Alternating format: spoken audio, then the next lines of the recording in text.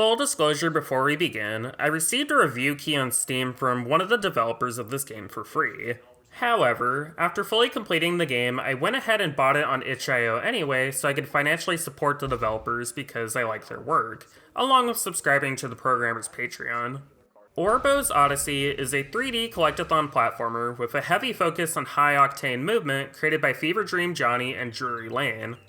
Fever Dream Johnny has previously made demos for Peeb Adventures and Nowhere, Michigan.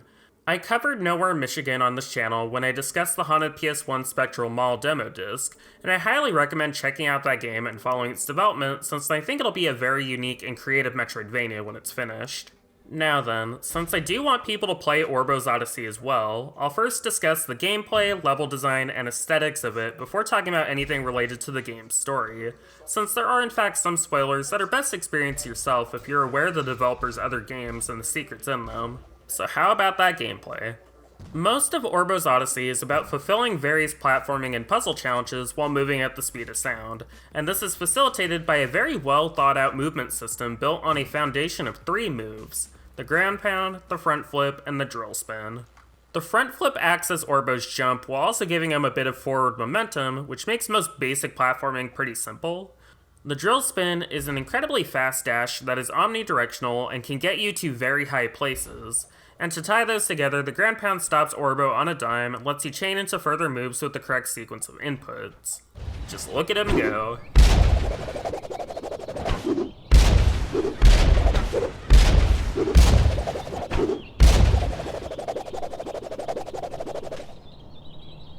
There's also some sub-moves outside the core that are useful, such as the slide and a basic wall jump that are more situational but help diversify Orbo's moveset. I would positively compare this game's complex movement off of simple mechanics to Super Mario 64's way of doing it, and I would further argue this set of mechanics is up there with the movement tech you can do in A Hat in Time, Tori 3D, Super Kiwi 64, and so on. I play way too many 3D platformers. They're a fun time. Of course, core gameplay alone isn't enough if the locations to explore aren't interesting, but luckily they all are in various ways. For the most part, all 4 of the main levels use a spoke and hub design, with a central area connecting various disparate sub-areas that have collectibles and the like. Schlarp City is a good introduction to the various utilities of the drill spin. It's pretty fun to just launch in the air and see what's going on in the various buildings, race around the central fountain, get some ice cream. The aesthetic is very surrealist 1950s Americana, very David Lynch, which is pretty fitting considering some of the game's deeper layers. This is a decent starter level. Dumbaro Mines has a very nice underground aesthetic, contrasted with an above-ground garden area with a weird guy who can give some uranium so he'll unalive himself. Is that the term the kids use nowadays? Mostly the level serves to introduce basic item collection for doors and the like. It's short and simple. Sleepy Time Manor is definitely my favorite level aesthetically. I'm always a sucker for nighttime levels, and the wide open fields are just fun to dash through along with all the crypts you can explore. This is the level I tend to return to the most if I just feel like hanging out. It has a nice vibe to it.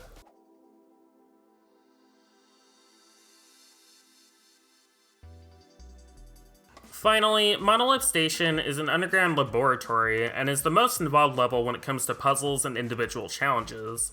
I'm a particular fan of the keys you need to create out of shapes, knocking the liquidator into the liquidator, and the time trial for actually being pretty difficult.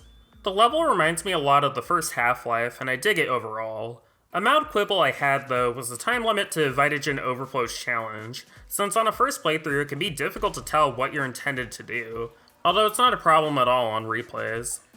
Overall, all the levels have a nice mix of puzzle solving, exploration, and speed, and what's extra nice is that the game never particularly demands you push yourself to your limits in order to fulfill time trials and the like, unless you want a Steam achievement or something. It is perfectly acceptable to take your time, but going faster is always on the table if you want. Alright, so now let's talk spoilers. If you're looking to play the game and want to see these things for yourself, skip to here. The overall writing of the game I would describe as offbeat and charming, similar to Fever Dream Johnny's other works. It mostly doesn't take itself very seriously, and the dynamic between Orbo and Peeb is cute.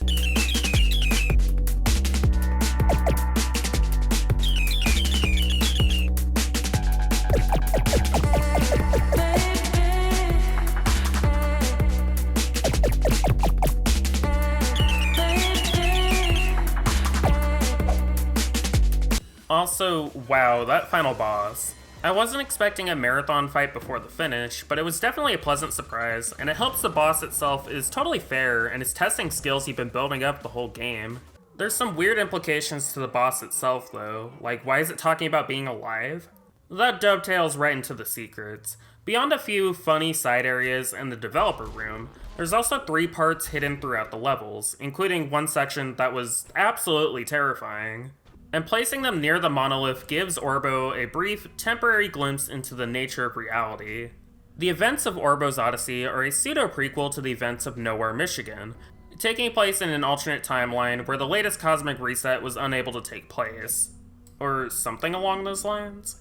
I'm as confused as Orbo here.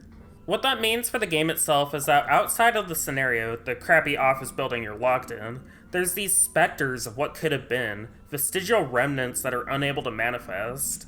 You're able to see these strange, ghostly remnants of what could have been littered throughout and even talk to them, which in my eyes is hauntological in nature. If you know anything about Afrofuturism and Mark Fisher, then you're probably already familiar with the term's importance. But for those who don't know, hauntology is the idea that the present moment is being haunted by lost potential futures, caused by actions in the past outside of the control of the living.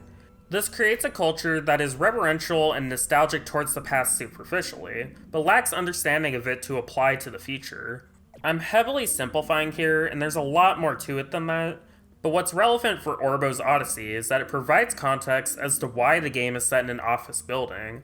The CEO at the company prevented a new cycle of life in order to literally turn unalive buddies into controllable machines. Which is what's going on with the final boss. They're literally a harvested person combine style. Death itself is being commodified in this place, and reflections of the past through the product portals are being sold back to people. It's kind of an endless death loop, and it's for the best Orbo and Peeb get out while they can. The implications of all this are interesting to ponder, particularly since it appears they will be relevant once Nowhere, Michigan is completed, so I'm curious to see where this will go. Orbo's Odyssey is a fantastic little platformer, and I would love to see the game receive DLC or a sequel sometime in the future after Nowhere, Michigan was completed, since I think the base movement is good enough to support that, not dissimilar to Tori 3D's many spin-offs and sequels.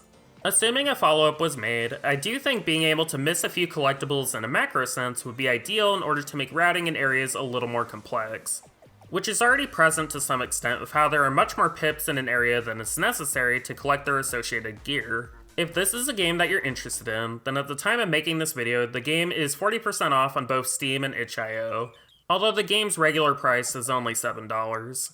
Micro indie games like these need a lot of support in order for the developers of them to be able to work on bigger and better projects down the line, so if this game's ideas resonate with you at all, then definitely check it out. I didn't even mention the game's modding support, which allows for some really great custom levels. It's got Desert Bus. Yay! Additionally, Johnny has a Patreon that I mentioned at the beginning of the video if you want to support the development of his games more directly, along with having some demo builds of various projects. Drury Lane, who did a lot of environmental assets for Orbo's Odyssey, also additionally has a website with contact details and other projects he's worked on. Links to all that and ways to buy the game are in the description. Alright, that's all for now. I'll see you later.